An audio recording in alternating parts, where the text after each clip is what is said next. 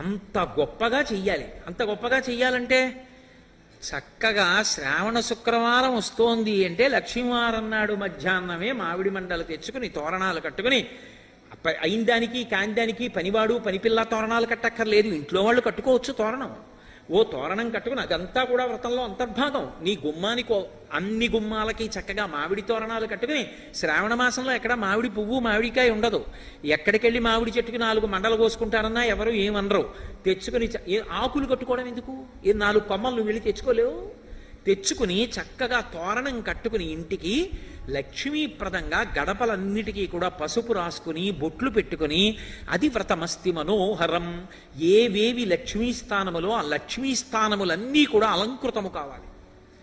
అసలు లక్ష్మీదేవి పరవశించిపోవాలి ఆ ఇంటి ఉత్సాహానికి. అదంతా కూడా ప్రకటనమయ్యేది పూజలో.